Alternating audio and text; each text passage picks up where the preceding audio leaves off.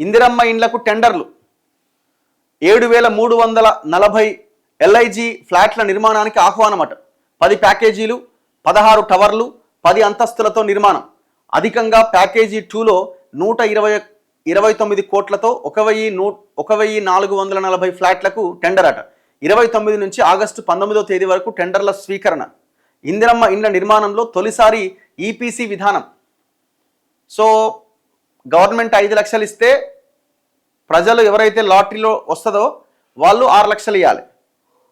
First 100 రూపాయలు plus 10,000 plus 62 రూపాయలు మీ సేవా ఛార్జ్తో అప్లై చేసుకుంటే లాటరీ తీయంగానే లాటరీలో మీ పేరు వస్తే మీరు 1,00,000 రూపాయలు కట్టాలి. దాని తర్వాత 5 లక్షలు 4 విడతల్లోనో 5 విడతల్లోనో కట్టాలి. ప్రభుత్వం ఇంకొక 5 లక్షలు యాడ్ చేసి మీకు ఇల్లు కట్టించి ఫ్రీగా రిజిస్ట్రేషన్ చేసి మీ చేతిలో పెడుతుంది. ఇది అనమాట. కట్టేది ఎవరంటే గవర్నమెంట్ కడుతుంది. మీ 6 లక్షలు వాళ్ళ 5 లక్షలు మొత్తం 11 లక్షలతో గవర్నమెంట్ కడుతుంది. రిజిస్ట్రేషన్ ఫ్రీగా చేస్తారు. సో ఇది ఈ LIG ఫ్లాట్లకు సంబంధించి మొత్తం కోర్ హైదరాబాద్లో ఉన్న 16 నియోజకవర్గాల్లో ఒక్కొక్క నియోజకవర్గంలో 480 ఇల్లు కట్టబోతున్నారు. 480 × 16 7,340 ఫ్లాట్లు. ఈ ఫ్లాట్లు ఎట్లుంటాయంటే అపార్ట్మెంట్లు అనమాట. మొత్తం 16 టవర్లు కడుతున్నారు. 10 అంతస్తులతో నిర్మాణం చేయబోతున్నారు. ఒక ఫ్లోర్లో 12 ఇండ్లు ఉంటాయి ఒక్కొక్క ఫ్లోరు. సో అట్లా కట్టబోతున్నారు. పట్టణ గృహ నిర్మాణ పథకం కింద కోర్ అర్బన్ రీజియన్ క్యూర్ పరిధిలో ఇందిరమ్మ టవర్ల నిర్మాణానికి సంబంధించి ప్రభుత్వం వడివడిగా అడుగులేస్తోంది. ఇళ్ల కేటాయింపు తర్వాతే నిర్మాణం చేపట్టాలని ఇప్పటికే నిర్ణయించారు. అయితే దరఖాస్తుల ప్రక్రియ పూర్తయ్యే లోపు టవర్ల నిర్మాణానికి సంబంధించిన టెండర్ల వ్యవహారాన్ని కూడా పూర్తి చేసేందుకు హౌసింగ్ బోర్డు చర్యలు చేపట్టింది. హైదరాబాద్ మహానగరం పరిధిలోని 24 నియోజకవర్గాల్లో ఇప్పటి వరకు స్థలాలు గుర్తించిన 16 నియోజకవర్గాల్లో ఇందిరమ్మ LIG టవర్ల నిర్మాణ పనులు చేపట్టేందుకు టెండర్లు ఆహ్వానించింది.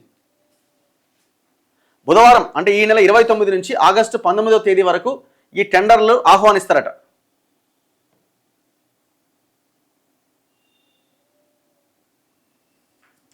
మధ్యాహ్నం 3 గంటల వరకు టెండర్లు స్వీకరిస్తారు.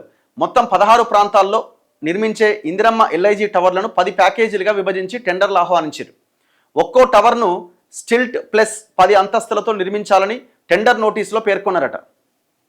నిర్మాణాన్ని సంప్రదాయ మోనోలిథిక్ కాంక్రీట్ నిర్మాణం లేదా మరేదైనా వినూత్న సాంకేతికత షీర్ వాల్ టెక్నాలజీ లేదా తెలంగాణ హౌసింగ్ బోర్డు ఆమోదించిన విధంగానే ఒక్కో ఫ్లాట్ను 528 చదరపు అడుగుల విస్తీర్ణంలో నిర్మించాలి అని పేర్కొన్నారు. ఈ షీర్ వాల్ టెక్నాలజీ అంటే గోడ కూడా పిల్లర్ లాగే ఉంటుంది అన్నట్టు.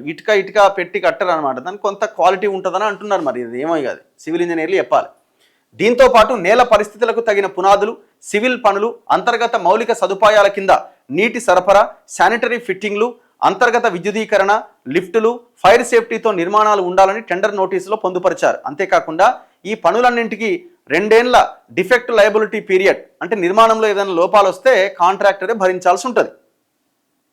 GHMC లైసెన్స్ ఉన్న బిల్డర్లు ఈ టెండర్లో పాల్గొనవచ్చు అని పేర్కొన్నారు. అయితే ఇందిరమ్మ ఇండ్ల నిర్మాణంలో తొలిసారిగా ఇంజనీరింగ్ ప్రొక్యూర్మెంట్ కన్స్ట్రక్షన్ EPC విధానాన్ని ప్రవేశపెడుతున్నారు. ఈ విధానం ఎక్కువగా జాతీయ రహదారులు, రాష్ట్రంలోని ప్రత్యేక కారిడార్ల నిర్మాణంలో ఉంటుంది. త్వరితగతిన నిర్మాణం, నాణ్యతతో ఉండేందుకే EPC పద్ధతిని తీసుకొస్తున్నట్లు హౌసింగ్ బోర్డు ఇంజనీరింగ్ విభాగం అధికారులు తెలిపారు. హౌసింగ్ బోర్డు టెండర్ నోటీసులో ఇచ్చిన ప్యాకేజీల ప్రకారం ఒక్క హైదరాబాద్ జిల్లా పరిధిలోని దాదాపు 3,500 ఫ్లాట్లు రాబోతున్నాయి. ఆ తర్వాత రంగారెడ్డి జిల్లాకు 1920, మేడ్చల్ మల్కాజ్గిరి జిల్లాకు 1920 చొప్పున ఫ్లాట్లు దక్కబోతున్నాయి. ఇట్లా ఒక్కొక్క నియోజకవర్గం మొత్తం 16 నియోజకవర్గాలు అంతా రంగారెడ్డి, హైదరాబాద్ చుట్టుపక్కల ఉండే నియోజకవర్గాలు అనమాట. ఒక్కో నియోజకవర్గంలో 480 ఫ్లాట్లు కడతారు.